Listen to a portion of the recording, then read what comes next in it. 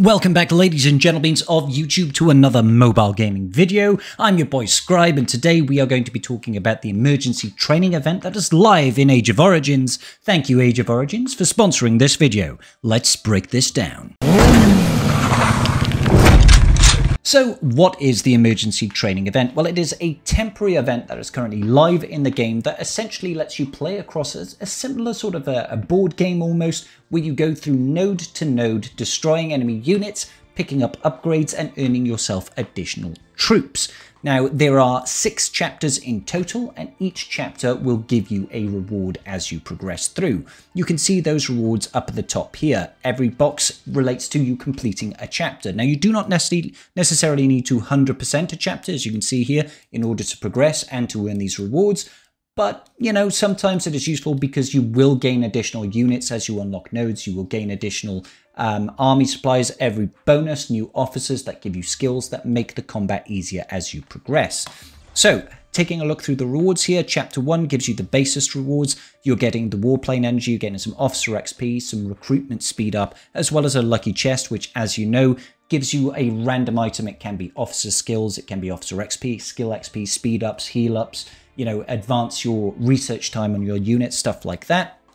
As you beat Chapter 2, it's more of the same, but you also start getting some elite recruitment orders. Chapter 3 then starts transitioning over to warplane stuff, as well as your standard recruitment speed.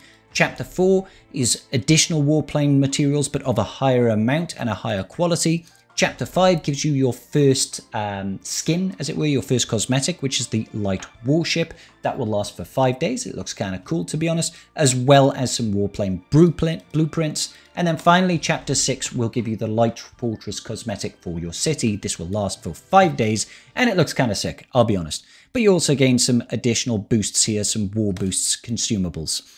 So, how do you actually go through the chapters? What is it all about? And is it fun? I'd say yes. Yes, it is fun, personally.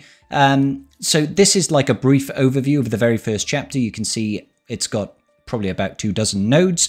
In order to progress from node to node, you need to use movement or training mobility. Now, this does recover over time, but it takes about an hour and 15 minutes or so to gain 1 point, I believe. Now, you can earn additional 10 points of mobility by completing quests, which you'll see in the bottom left corner.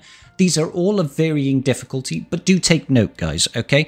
Because no matter which tier of the quest you do, you will always earn 10 training mobility. You'll also get some additional stuff like some healing, some additional troops, that sort of thing.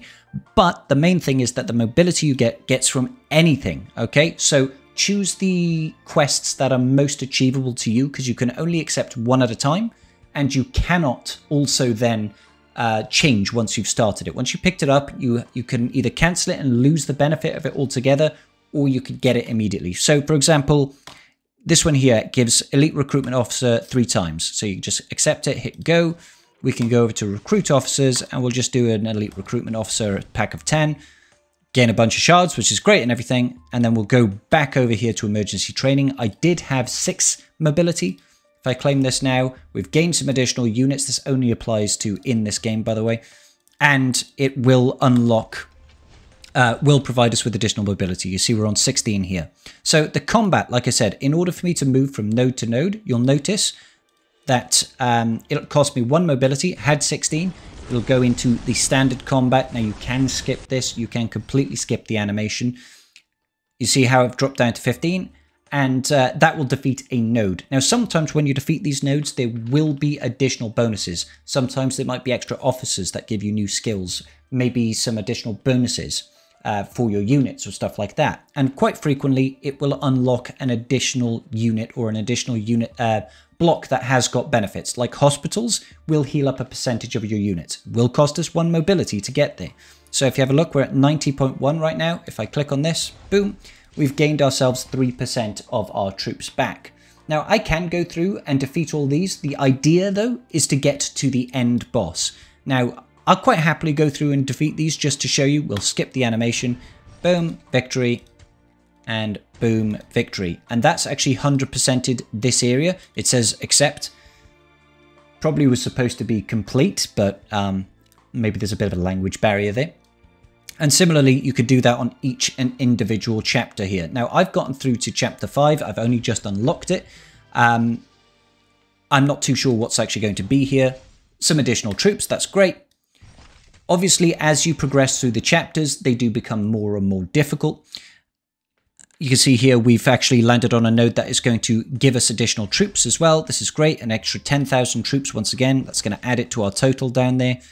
But as you can see, those earlier nodes were about 400,000 to 500,000 in power. This one now is at 9 million. Now, obviously, as you go into these battles, you'll quite often fail, as I'll show you now. We did not manage to beat this node, but we did knock off some of the power, quite a significant chunk, maybe about 40% of it. It did cost us about 10% of our overall troops' health. So in order to recover that, you can go down over here. We've healed our wounded, which is fantastic. We're back up to 84%. Now we can keep on trying, and you can also use consumables. This one over here, as you can see, this Fortify Injection will increase our combat prowess by about 50%. when we do our next attack. So if we do it now, boom, we managed to completely kill it. Now we did still lose about 7 or 8% of our army there, but it does recover over time, or alternatively, you can go in and you can speed it up by using the various items that you've got here. Okay, and that's pretty much it, guys. You can see over here we've got an additional, wow, that's actually really good, an extra 48,000 troops on that one. That's huge. There's also nodes for your titans. These will increase the overall power of your titans. The more times you unlock these nodes, the more powerful that they become. And trust me, the further along in these quests that you get, the harder it's going to be, okay? You can see that, you know, these nodes are now like 10 million plus power, and there's a lot of nodes to get through. Now, one thing I will say is you see all these purple connecting dots here. These are really important, okay? Where you see the trajectory of the nodes going through, okay, you'll see that this node over here has got some buffs to it. Increased damage to melee troops, 100%. Reduces damage taken from long-range troops by 100%. Now, if you were to kill these nodes, it will actually get rid of the bonuses. You can see this one's got this lady here. So that's that bonus. And the other bonus here for the reduced damage from long-range troops is from this gentleman down here. So if you destroy the attaching purple connected nodes, you will decrease the power on the central node. And sometimes you really have to do that if you want to finish off the sector, because it is almost impossible to beat them otherwise. Or you end up getting a lot more wounded units and slowing your progress overall. Now, you can get yourself additional supplies just through going into the store section here. You can see you've got precision missile. This one here gives you quite a lot of emergency speed ups. This will help recover all your units a lot faster. It'll give you these precision missiles, which can literally destroy the boss nodes. So you can actually destroy any node, use it one time, you don't have to do any battling. It will cost you AOZ coins, and then if you don't have the AOZ coins, it will cost real world money. You've got ones that give you buff dice, which can give you random fortifications, or you can even get the military radio. Now, I got all of these at the bottom here because these give you 50,000 troops of any given pack, as well as some heals, okay? So there is that option available to you if you do want to expedite your progress just a little bit, which is great. And all I would say really, guys, is just try to hit on the nodes that are easiest first in order to gain the additional buffs, the extra upgrades, the extra units, before you think about trying to tackle the harder units of the nodes, because honestly, otherwise you will be waiting around a lot to try and heal up your units.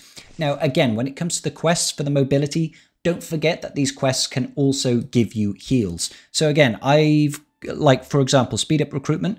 That's an easy victory for me. That will give me 2 pits of healing for my units. Let's actually have a look here.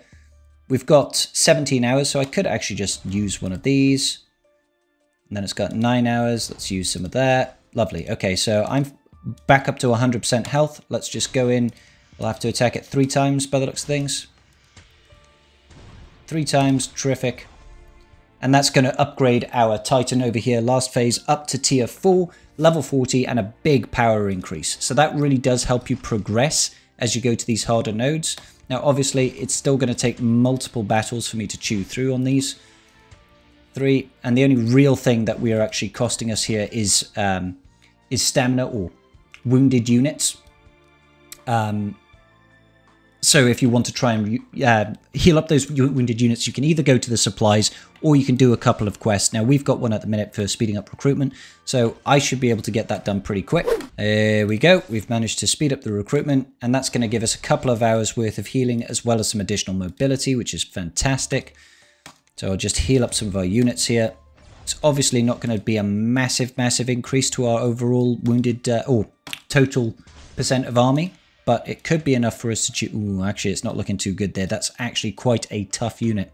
So there's also the, like I said, the consumables. You can buy the consumables through the store from here. Now, I don't have any directly available to me right now unless I was to spend real world money, but you get the gist of it, guys. You get the gist of it. Overall, it's actually quite a fun game mode, but I'd like to know how you guys are getting on at home. Let me know in the comments section down below. What do you think of the emergency training and how far did you get? Are you going to beat Chapter 5? Are you going to beat Chapter 6? I'd love to hear it. Until the next time, guys, peace out and big love.